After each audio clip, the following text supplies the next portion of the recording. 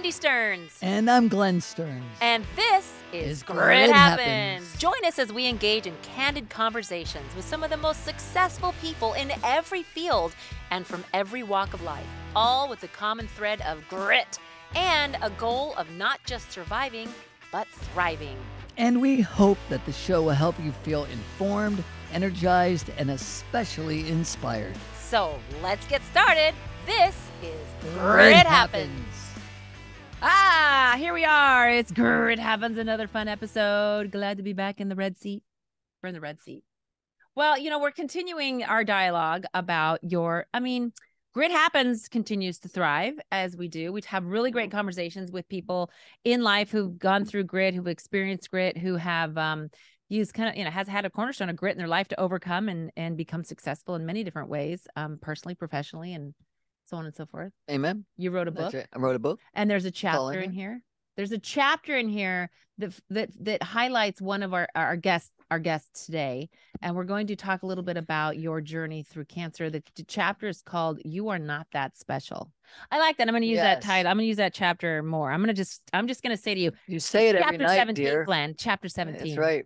That's all. I'm just going to say it. You remind me every day. I do. You're not that special. But this gentleman who is here today was very, very intimately in Glenn's mouth.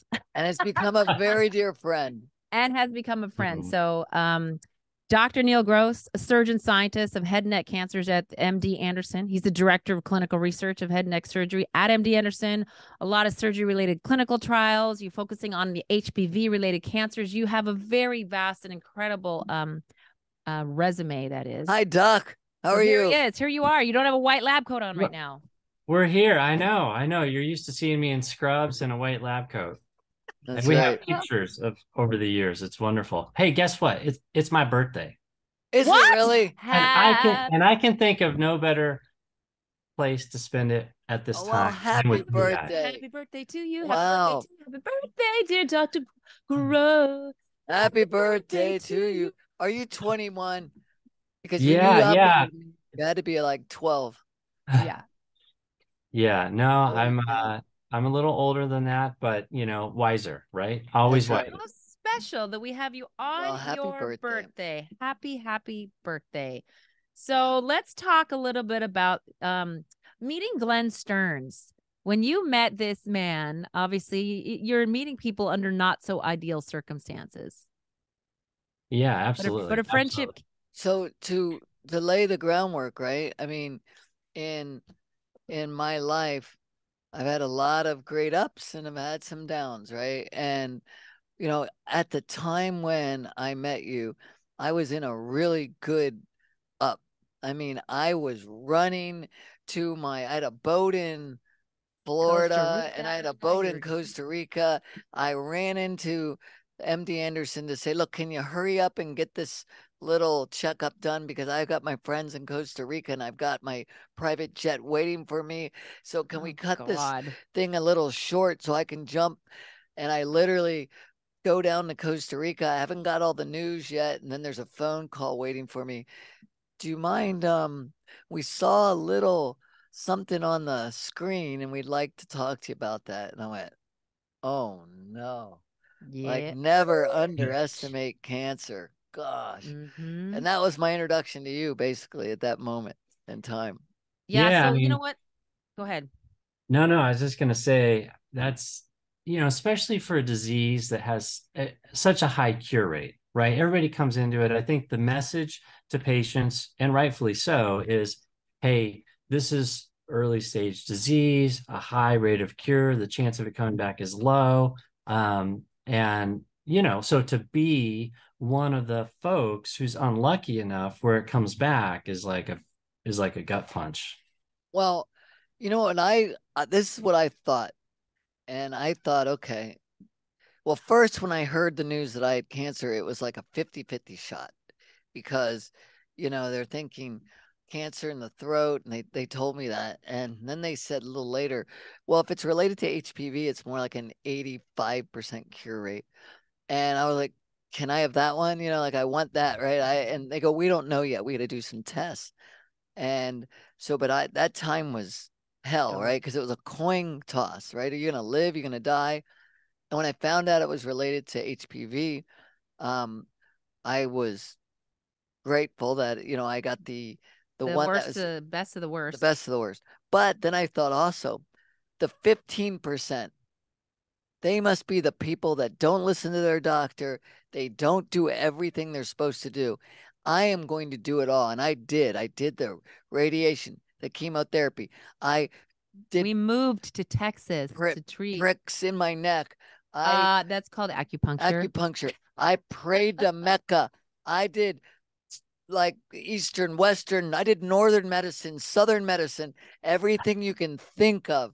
And I knew I'd fallen at 85%. But then I don't think your diet changed at all. The chicken wings are really, and you good. Didn't stop drinking at all. That's not it. Doc, tell him, would And you? he didn't minimize the stress in his life at all. I mean, we don't know. I mean, the truth is we don't know. I mean, generally, it's not something you did or didn't do. Now, smoking is bad. Alcohol is not helpful. Stress, right, is not good for anybody. But we don't know is the truth. We'll never be able to know in your case what, you know, why it came back. But you know, I don't think it's fair to blame patients, right? When it comes back, No. there's something with the tumor, there's something with the biology that for whatever reason, it's more aggressive. And Doctor, can I ask you a question? Because I just had an article sent to me yesterday that HPV related cancers are like epidemic. They are on the rise more than ever. Can you run some of the stats just for people who maybe, I mean, there's a lot of people out there, a lot of men going, whoa, did I, am I, will I, you know? Yeah. No, it's good. Down that a little thanks bit. Thanks for bringing it up. Thanks for having me. Right. Love Thanks having for you. being my patient and behaving most of the time. We'll talk about that in a minute. No, I mean, and I guess my only wish is that we had met sooner, right? Because you know, so much has changed, and I mean, I didn't know you when the initial treatment decisions were made, and you know, the fight that you went through initially. But you know, HPV is an epidemic now, and so HPV associated cancers account for 5% of all cancers worldwide. Wow. So it's not, you know, that's cervical cancer, that's oral pharyngeal cancer, throat cancer, that's anal cancer, penile cancer. And so it's a huge number if you just look across the world. And that's why it's miraculous, right, that we have a vaccine that is preventative. If you had asked people 20 years ago, 10, 30 years ago, hey, God, if we could only have a vaccine that could prevent 5% of cancers in the whole world, who would not do that? Who would not be behind that? And yet it still has, you know, I think it's wrapped up in a lot of stigma, right? So we still don't have the uptake that we want for this, but it is improving, and we're getting there. It's just slow, and that's why I think getting, you know, including this in the book and in your story, Glenn, and just talking about it publicly is valuable. So I read that 85% of Americans walking around probably have the HPV virus. Like if you've had more than one partner, you probably have it. Is that the statistics? Is that correct to say? I would say it's higher. So really? First of all, there's over 150 different subtypes of HPV. There's many, many different strains of the virus. And if you walk around town, and this is any town in the US, and you swab people's mouths, you'll find active oral HPV in 5 to 8%. So at any given time, you know, a certain percentage of folks will have some strain of HPV in their mouth. And so that's why the vaccine's recommended before puberty, because once people start kissing, you know, real kissing or having sex, then they're swapping virus. And that and so everybody is exposed. I mean, it's ubiquitous. And I think of it kind of like you know, how people think about chicken pox and shingles. So it used to be everybody got chicken pox. I mean, now there's a vaccine to prevent it, but you know, back in the day, everybody got chicken pox. And only a certain percentage will wind up getting shingles, which is some reactivation of the virus.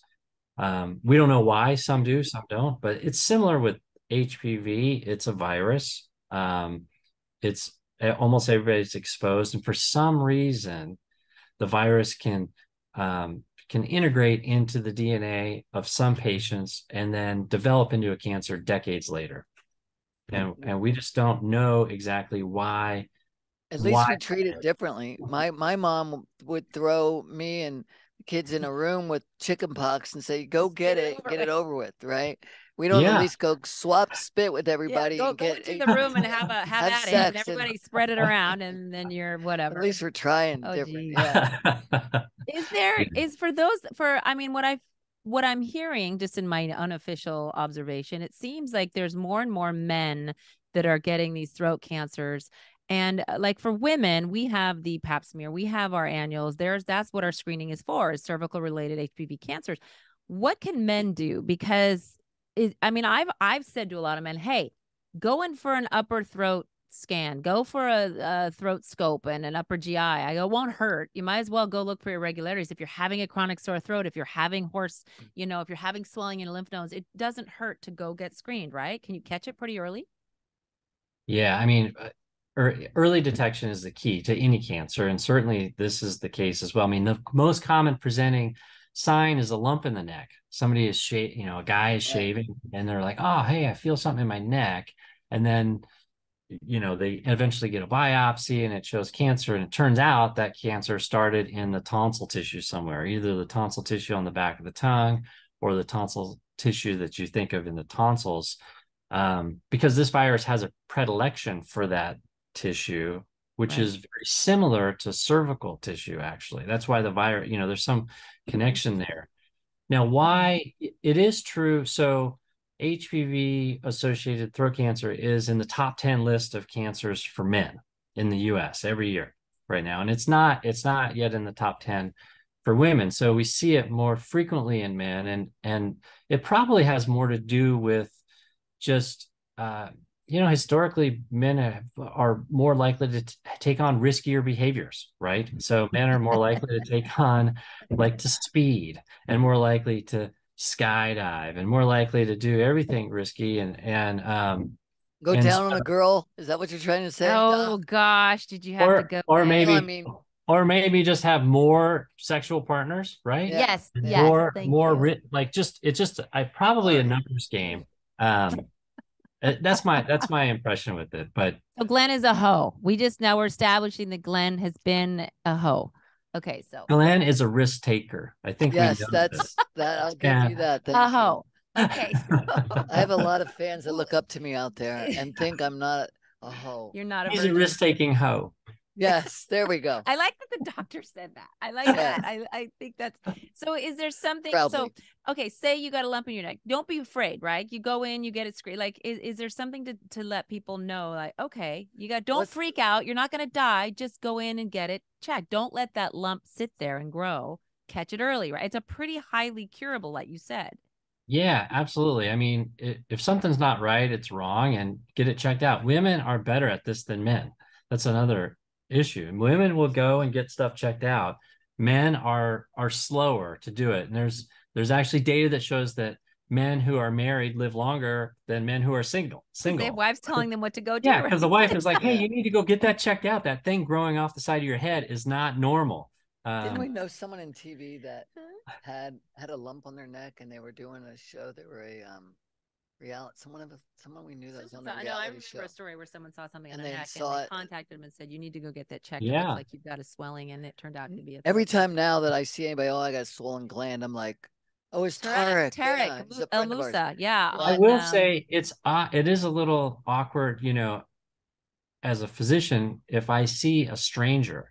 I'm in line in an airport, and I see a stranger with a lump on the neck or something that doesn't look right, that can be awkward. And how to I'm not shy anymore. Have you checked that out? You should. I mean, just tell people. Yeah. I mean, I think it's the right thing. Okay, do you think there's any association because it's on such a rise now? It's not that we're more sexually active. I mean, people have always been sexually active, right? But so do you think there has anything to do with the positioning of the phone next to the necks? People have been talking on these. I mean, if you think about the Wall Street brick phone, which had no protection from people all those years ago, you know, and you got this big old brick, and now these men are growing and maturing into their 50s and 60s, and now they're getting these neck and head cancers. I mean, we haven't had very safe phones for the last 30 years or 20, however long we've been around. You think there's any merit to that, No, like I don't activating think cancer? so. No, I No? don't think so. I mean, I think it does have to do with, the 60s and 70s. There was, free love, right? There was a change in the culture.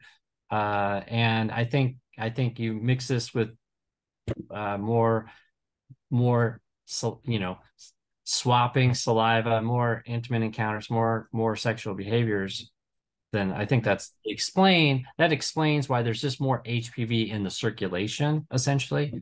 And then whoever's, more active Right. was going to So get you more had said exposed. something earlier that just has nothing to do with anything other than since you were kind of shaming me on my behavior.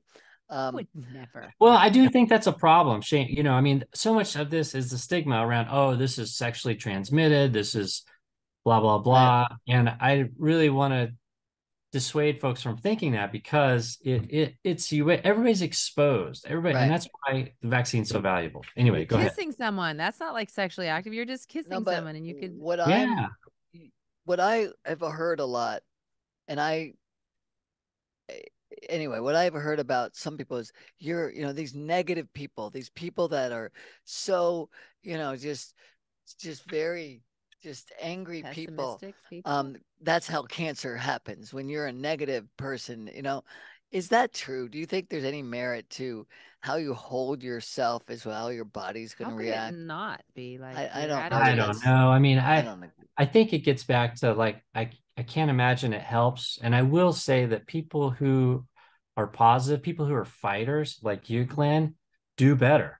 I mean, for sure, once they're diagnosed, right? Mine So just I feel don't know strong. that it makes a difference in who gets cancer as much as, if you do get cancer, your chance of making it out the other end. Attitude makes a huge difference in that. I think that there's a lot of merit to I- that. So I was going to ask you about when you first got diagnosed. Like when someone does first get Glenn had quite an experience when he first. What would be your suggestion as a professional? How, if someone does get that cancer diagnosis, what do they do with it? Or how should they? What's next? Like mentally, what do you do? Yeah. I mean, it's important to educate yourself around this. And, Glenn, I think this is the secret to your success. It sounds like from what I know, that you are willing to seek help from people who know the issue, right? And you incorporated that in your business world, and you just say, oh, okay, this person is smart. They know. I'm gonna take their advice and do it. Um, and you educate yourself through that person. Right. And it's different for every person, but I think educating patients it's helpful for them to be educated, but not so much to the point that they're kind of trying to dictate their own care and Not figure out. Dr. Google. Well, not Right, only that, right. I mean, Dr. I Google think says you're going to where die. where you're going with this, I think, Doc. I mean, I know some really smart people. They're so smart that I'd call them dumb. Okay. They And get in their own way. yeah, because I've seen some people that have said, I'm going to do all the research. I know two people that have died from doing the research so Yeah. long Relying on their own. that they ended up, the cancer kept growing in them, and then they didn't get it caught early enough. When they had it, they knew about it, but they took a year to Or they take figure it out. isolated with just Eastern medicine and not, you said that even. Or too. even would look at Bill Apple, Jobs. Steve Jobs, right? There's an Right. example of somebody. Yeah, no, absolutely. I mean, I think, there's a certain amount of denial, and I think people who are used to being successful, have a hard time being told what, the confined. They have to do something. This has to become the priority, and That's hard.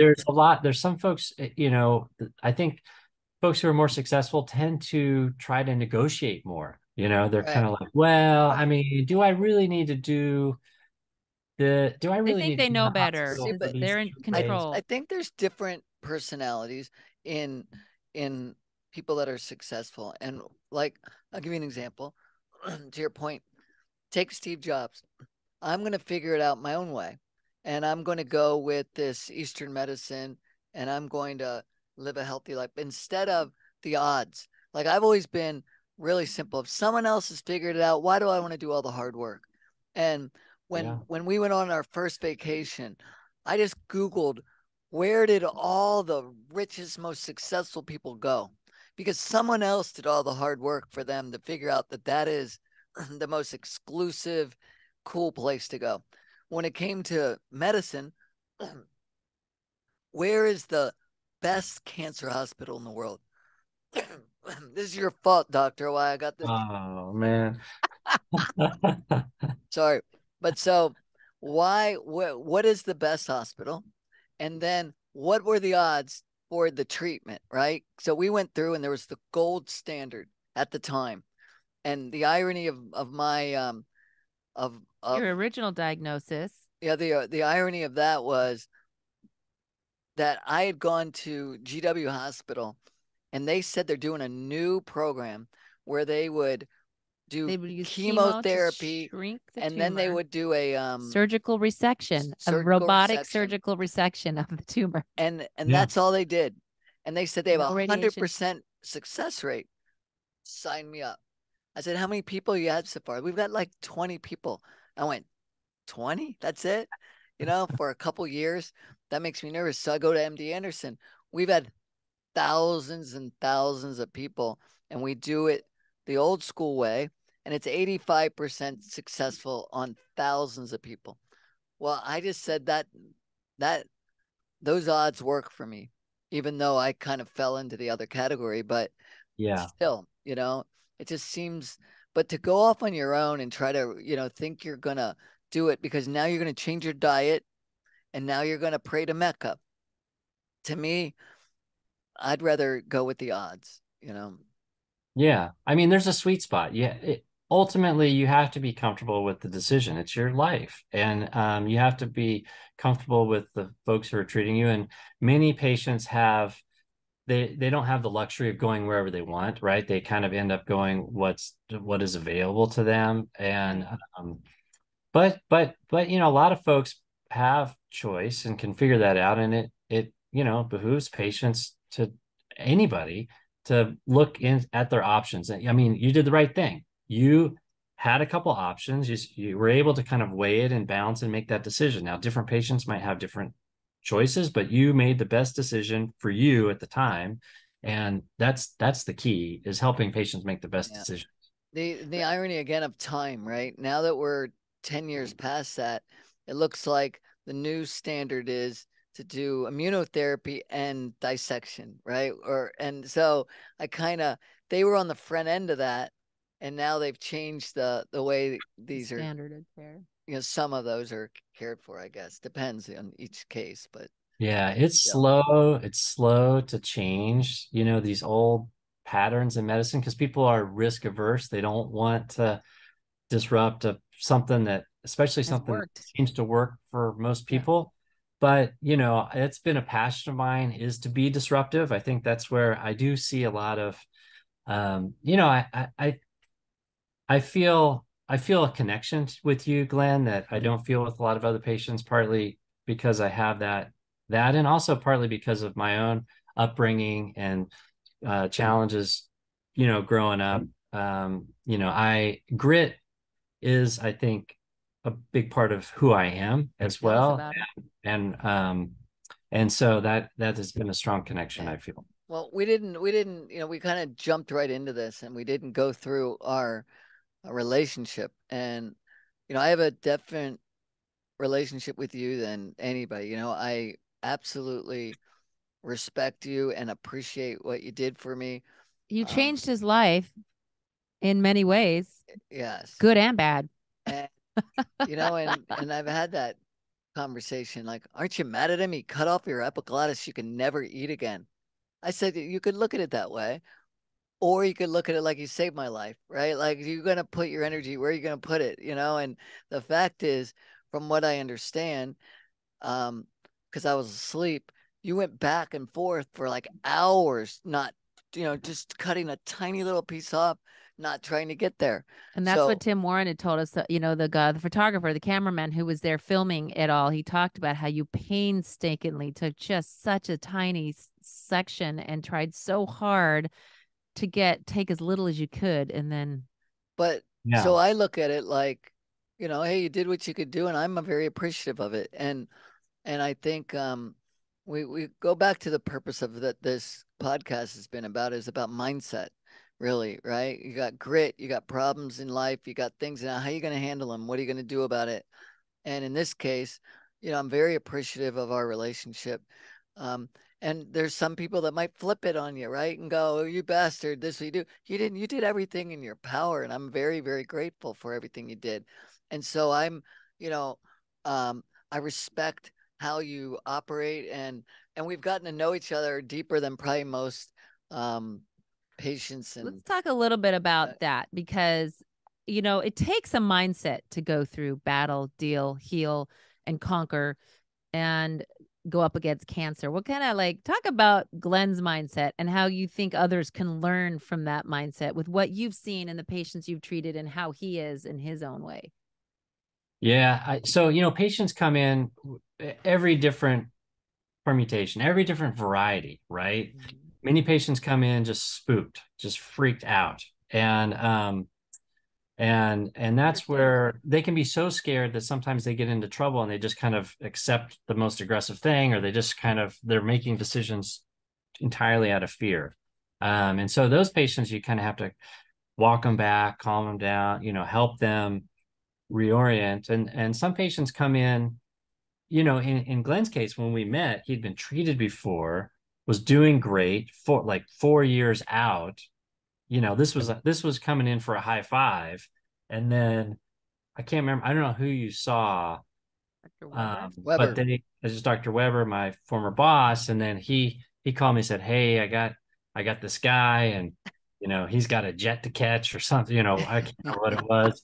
And can you see him? And so, meeting Glenn, it was different. I mean, he's, Glenn's like, hey, I can beat this. I can do whatever. When can we get it done? Because I got to get on with this, and this. And I mean, he's trying to fit cancer into his schedule.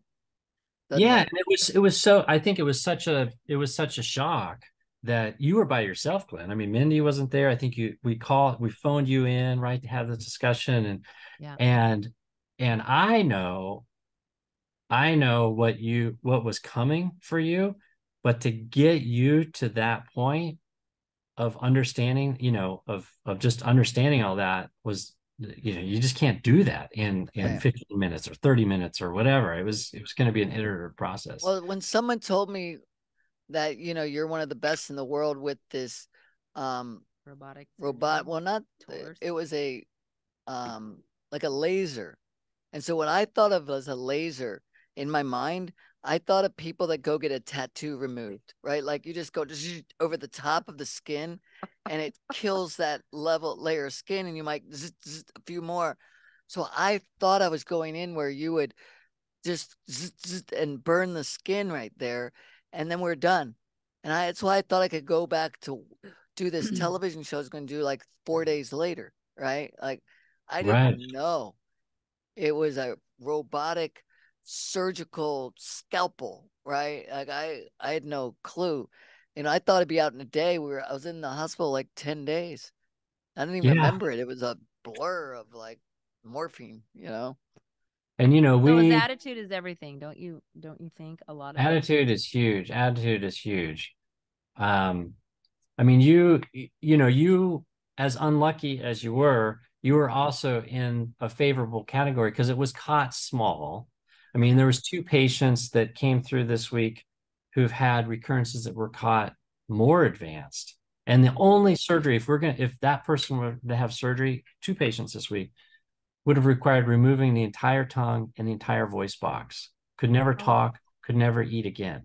I mean, this is, and the only option for these patients, it's awful. The only option is is an experimental chemotherapy, immunotherapy, which is not likely to work. So, you know, the fact that it was caught early, we're able to put you on a clinical trial. We're able to kind of thread the needle and removing it, but without removing too much. Man, I felt lucky about it. As bad as I feel about the situation that you're in and just the, you know, just the impact on your life and anybody going through cancer once, but more than once, it's yeah, I've learned to cook, so it's okay. This is so funny, Dr. Gross, because he now watches Beat Bobby Flay, The Best Table, Open Table, Food Wars, whatever. And he's like pulling up these recipes. He's making dinner for the family. He doesn't get to eat any of it. I just got 4 of the best knives. I got them in the mail yesterday. In your closet. I'm like, what is this? Glenn went That's on fantastic. I mean, like, I need to be a part of it, right? If I can't eat with everybody, at least I could cook the food, or I don't want to be poor me sitting, you know, in a chair. Everybody else is at dinner. I mean, it doesn't bother me when people eat. I don't care. His new fetish is to feed me. Here, I'm going to stay out of that. I like to, no, I go to the restaurant, but I want to do something. He's like, no, let me feed yeah. you. I'll order for you. I'll cut it. I'll put it in your, it's like it's his new thing. I got to do something. I don't want to just sit there. I mean, I that's want to be talking part about of taking something that's it could be such a down. I mean, he has a choice. And don't you agree that every patient you has a choice for how they deal with what's happening? Because you can't do much about it in the moment. It's you got to do something, and you have a choice for how you're going to attack it. Absolutely. Mentally. Absolutely. I mean, and the folks who have that intensity, and it's not always easy to tell who has that until they're going through. But yeah, the folks that have that, just, they come out the other end just different, right? And they're survivors. They're inherently survivors. And that helps. You've given me 10 years of life. I'm the only human being that cancer is giving me 10 years, because I don't eat pizza, French fries, chicken wings, alcohol. I don't drink, and I have a perfect diet right now. It's very regulated and wonderful. So I'm going to live longer than I would have lived. So I look at this as a positive experience in my life. Well, He's a little twisted too, because you got to tell our listeners what he wanted you to do every time he comes down there. Like, he's like, come on, doc. I will say you're the only patient that I have who has made this request to me, and it's basically every time you come in, and that request is, doc, one of these times when you come in, can you just have a long face and a pause, and then tell me it's come back? And my answer is what, right? My answer is I can't do that. You come in, you've tried though. You walk in, I can't do it. You've tried. Like Hey, you know what? Tried. What's the difference in if it's real or it isn't real? For me, because if it did come back and you're like, you could go, I'm just happen with you. And you're like, wait, no, it really did. Like funny. You'd be like, wait, but even that'd be awkward. It would be awkward unless I told you it's okay, because you know what? Your words in real life aren't going to change what's really where I am, right? I mean, if you told me it in real life, we caught it early. I'm excited that we caught it early. If I get through and I don't have it, I can wait another 6 months, right? So no matter what, it's going to be a positive answer, right? Because if I catch it early, I'm ready to fight it again. No, but we did have one doctor say, if it comes back a third time, take it all out. Take it out. Don't even I mean, we've had a doctor came in and sat down with him. Yeah. Very like graphic about his passion. If it came back a third time, do not mess around. Take it all. Take your vocal, your tongue. I'm like, that's kind of extreme. Do you feel that way? Do you have that mindset? Well, I mean, I think that's that situation, right? You can't even, nobody can know what the journey is for a cancer patient, what it was like to be in that chair for Glenn at either of these time points. And that's another unique time point that it's hard, it's not at all what I think or what, I mean, I try to give the best advice, but it's really what it's got to be driven by patients. It's such a personal decision, something like that. Right. So, you know what, Glenn So by the talks a way, little bit. I want to go backwards for a second. I'm sorry. You can talk that. Okay, I'll talk about this. I don't want to make fun of cancer for other people who are suffering and who've had traumatic issues. It's their journey, terrifying. and it's horrible, terrifying. and people die, and we're all going to die. In my own personal journey, I don't mind the banter and the fun, and I've allowed you to walk in the room, close the door, and throw a joke or two. But that's definitely, for 99.9%, probably not the right thing to do, right? And other people might get mad at me. You're making light of cancer. No, I've got the cancer. I'm not making light of other people's cancer. I'm making the fact that we're all going to get something. Hey, I want to live a positive life. If I am on my deathbed, I don't mind my friends coming up and kicking me. Why are you dying on me right now? Right? Like, I don't want people with a sad face. Oh, you're dying. We're all going to die. So one last thing on this. Sorry. I walked into a room. I think I said this before, when I first had cancer, and there was about 200 people that I knew in this room. They were all friends of ours from an event. And it was when we first found out. So everyone knew I had it. And when I walked in, boy, could you see everyone? No one knew what to do. And the room kind of went like weird. And people looked down and people looked away. And I was noticing this everywhere. And I was laughing inside in a weird way. Like, people don't know how to handle this. Some people came up, looked at me, gave me a hug, which was nice, right? Other people looked away because they just wanted to avoid me. Two guys walked up to me. One guy goes up to me and he goes, "Thanks. Now I can't tell my favorite cancer jokes. Appreciate it." Walks away, right? Like, I like that. He did a little joke, like he blamed me. And the other guy goes, "Hey, real sorry about your cancer. I know it sucks. Look, I'm sure you're tired. Can I ask you about something else instead of the stupid cancer?" I like that too, right? So everybody deals with it differently. And but for me, I don't want people feeling sorry for me. We're all gonna go for something, and you might as well laugh and joke, and and that's just my way. But anyway, I just put that aside. Go ahead. Well, I was gonna say, one of the most terrifying things that he went through. I don't want to go back too much, but I think this is interesting to point out is that. And it talks about it in the book is when he was going through, you weren't part of this process before when he went through the first time, when he went through the radiation and he had to have the mesh placed on his face. Have you had a lot of patients you've talked to during that process? Because that stressed him out and that was terrifying and confining. And I think a lot of patients have to go through that. When they put that liquid mesh on and they staple it to the table, and that was a real, how do people, what do you tell people? How do you guide people? It's hard. I mean, going through that initial treatment is terrifying for every patient. Going through what you went through initially, Glenn, and that's why a big part of my, what I do, clinical trials and research, is to find better options for future patients, right? Because we know what we do is destructive and it is hard it's terrifying. And yeah, the mask for radiation, head neck radiation, is unbelievable. I mean, if it's like out of a movie, and Glenn can describe it better than I do, but it's in the book, it's very graphic how he does and it's every day, 5 days a week for 30, 35 sessions. And so people have true PTSD sometimes from that. And there are even ceremonies where people have burn their mask, or they turn it into art and things like this. That it's a big deal. And and head and neck cancer in general, throat cancer is so central, right? I mean, it's like the kitchen of your body. It's where you eat, it's where you talk, it's where you breathe. This is where people see you. Kiss, where you're intimate, where you know what though? Smell. Yes. I didn't, again, maybe because I don't overprocess things too much.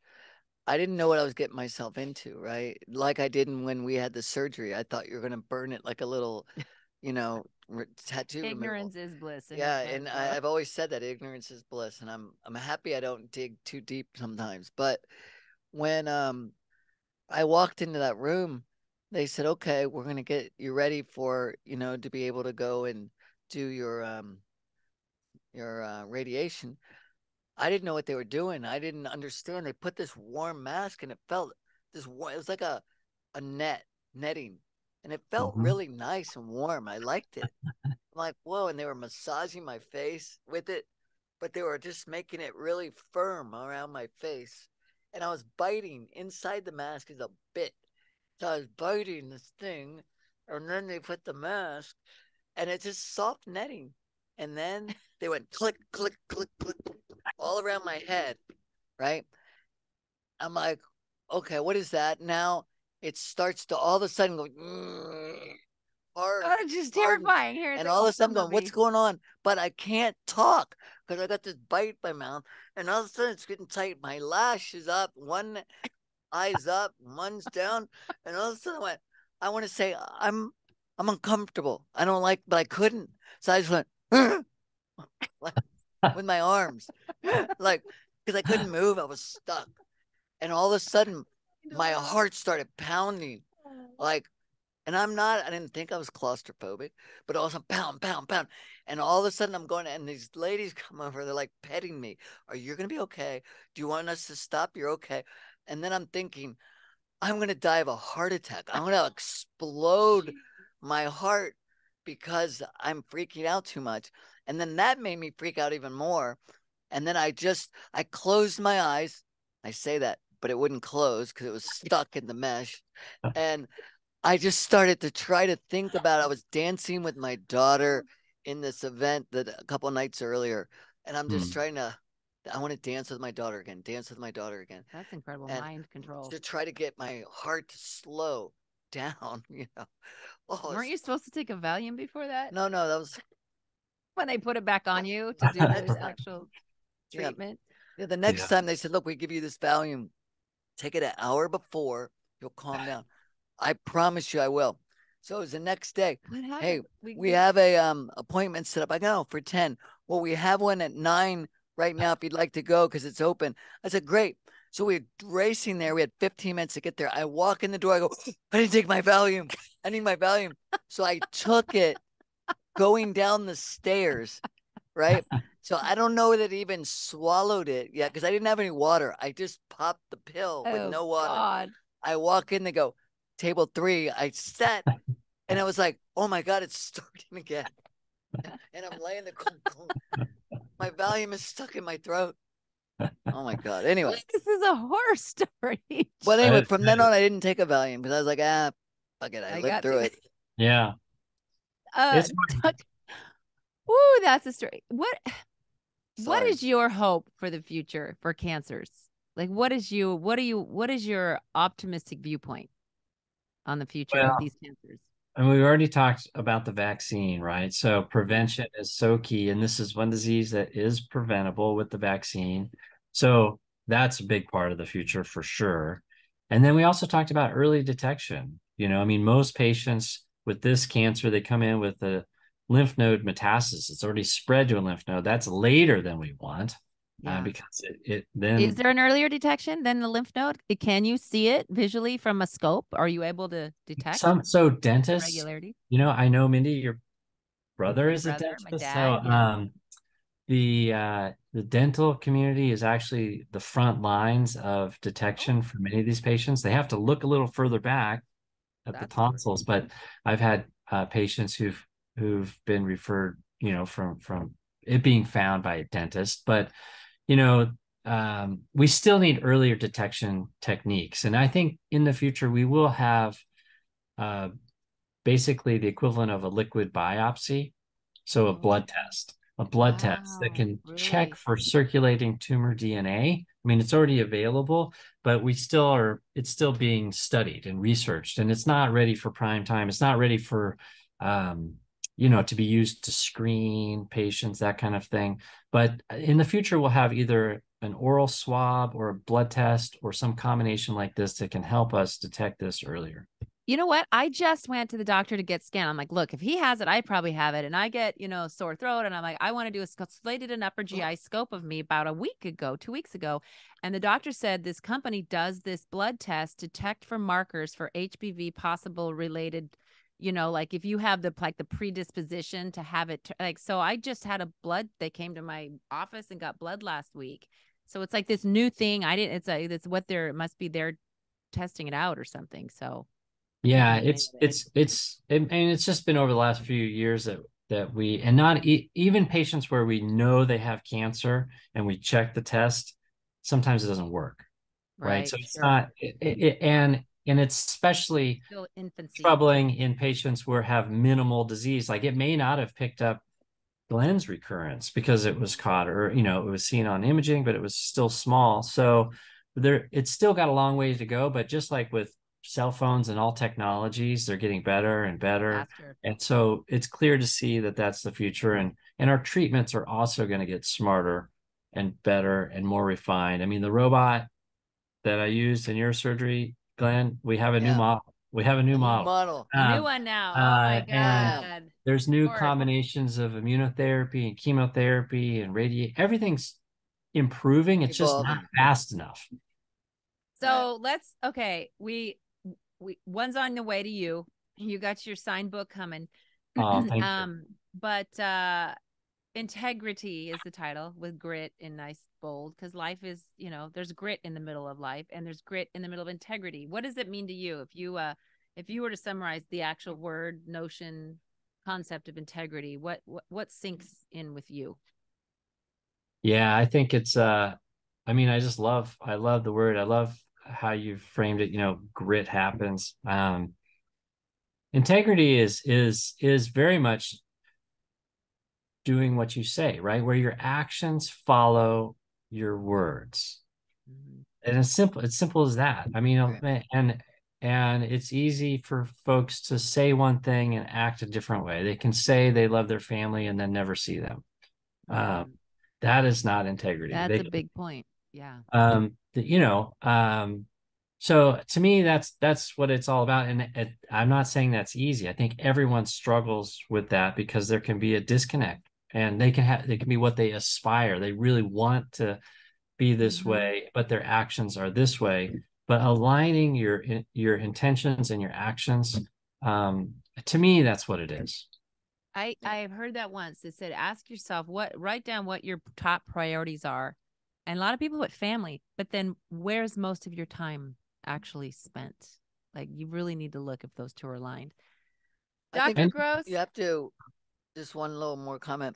There's a couple voices in your head, right? You got to have the one that knows what's the right thing to do. It has to be louder than the one that wants something.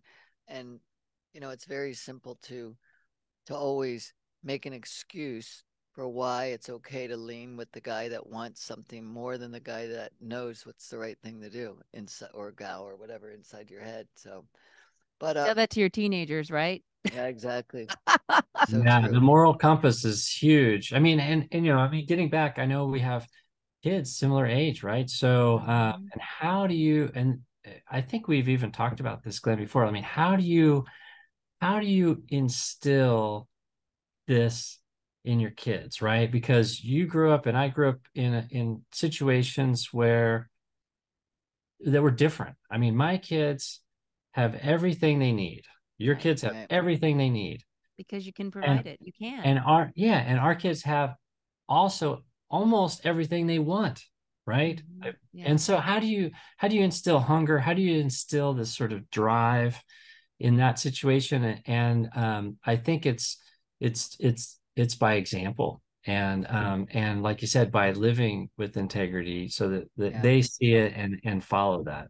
Yeah, and allowing adversity in their lives. I just want to touch on that. You had mentioned earlier that you had a lot of grit growing up yourself. I know we're short on time and we're wrapping up here, but I mean, to get to the position you are took a lot of work, a lot of time, study, years, effort, energy, grit, adversity. Well, you're at the top of your game. You are at the top of your game, but you sound like you started pretty low. It sounds like you had some adversity in your youth. Is that what you alluded to? Yeah. I mean, I grew up, I grew up poor, moved around a lot. I I went to at least 10 different schools between first grade and 12th grade, moved a lot, and had to adapt and make new friends.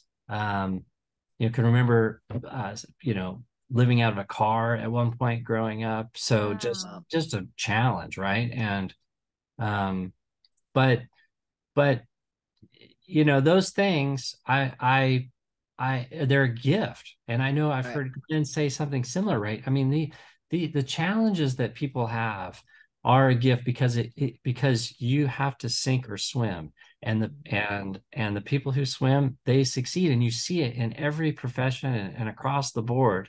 It's a similar story. And that, again, that's what resonates with me in somebody like Glenn.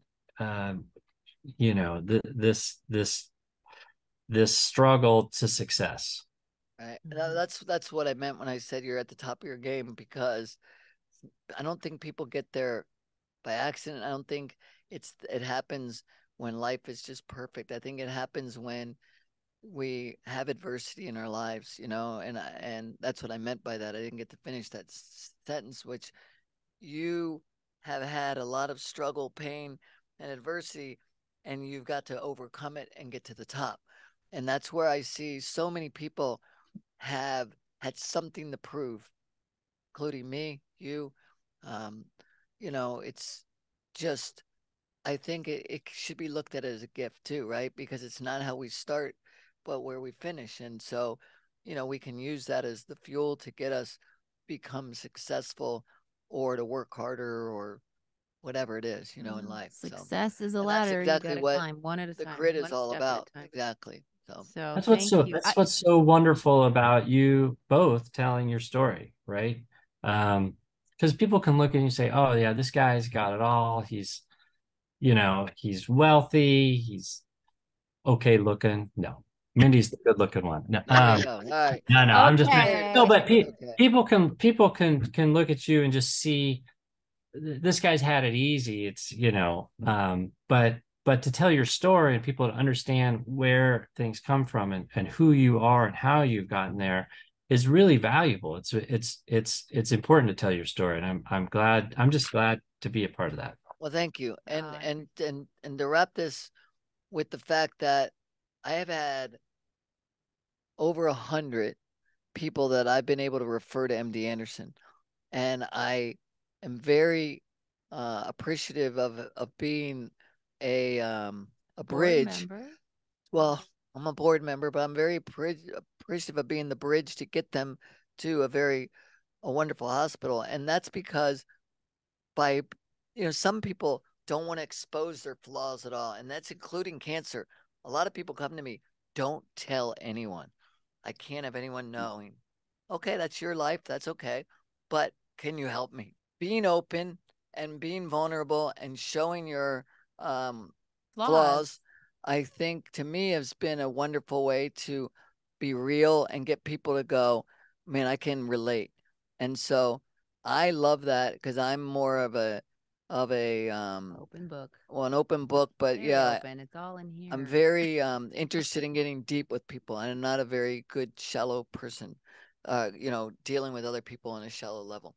And so I really have enjoyed being able to tell the story. And I give Mindy a lot of that credit, because the cancer story, I was like, look, I'm all for it. I don't care. You can tell people whatever. I'm not, I open up about it. But she wanted to go on like Caring Bridge. And I was like, to me, that reminds me of like where people go to die. And I was wrong, because I know I don't know a lot more people. But back then I thought that's what it was. So she said, well, I'm going to go on Facebook, and I'm going to get a group and invite everybody, and I'm going to tell every week what's going on in your life. I said, fine, do it.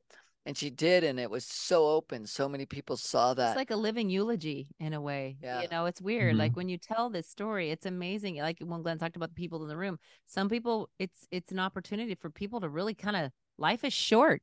Tell people how you feel. They got a lot of beautiful feedback. It felt like I did have my funeral open, like people to talk about it. What made me happy, to hear people's grateful. That's an argument for being vulnerable and being open. So, but again, other people don't.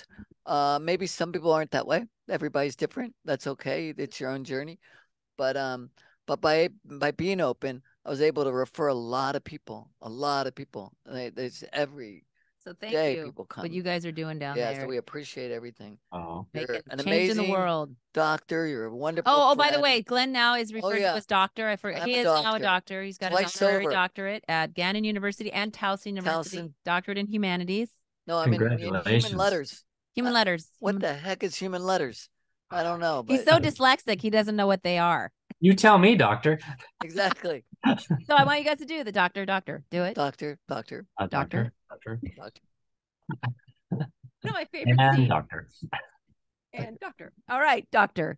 Gross. Thank you I miss for you joining guys. us. We miss too. you. Well, I We'll be guess down we'll there. see you in 6 months or so. You know, I've even said to him, I'm like, Glenn, you could do screening right here. You don't have to fly it all the way to Houston and fly down and go and stay in a hotel and spend. He's like, I want to see Dr. Gross. I enjoy my rhetoric, my rapport. I want to go where I started, and I want to remain connected. So I know we're leaving, but I have to say one more thing. Remember the year ago or 2 years ago? Can't remember. We were leaving, we were all done, and I was walking out, and I go, but I got this like that numb thing, and and you go, what numb thing? And I said, well, my lip is numb. You go, that's not good. And I'm like, I go, well, Mindy said it might be neuralgia, because she was in the dentist. No, you got to check that out. Okay, so I walk into the elevator and I Google numb lip and cancer, and it comes up numb lip syndrome. You're going to be dead within 3 months, right? And I'm like, and I ran back into you. I'm going to die in 3 months. And it's all numb. You're not dead yet. I'm not dead yet, but it's dead. It's numb. So yeah, she was right. Numb and number over here. Yeah, numb and number. Thank you again for your time. Please say hi to the kids. Enjoy the summer. I'd love to see you guys again. Bring them up. You're getting married here pretty soon. Congratulations. Yes. Thank you. And happy birthday. Yes, happy birthday. Thank you. Thank you so much. Thank you for the friendship. Really, it's been wonderful. Guess what you're getting for your birthday? Hey. Yes. I look forward to reading that. I really do. All right. Be well, Dr. Gross. Thank you again for your time. Good to see you.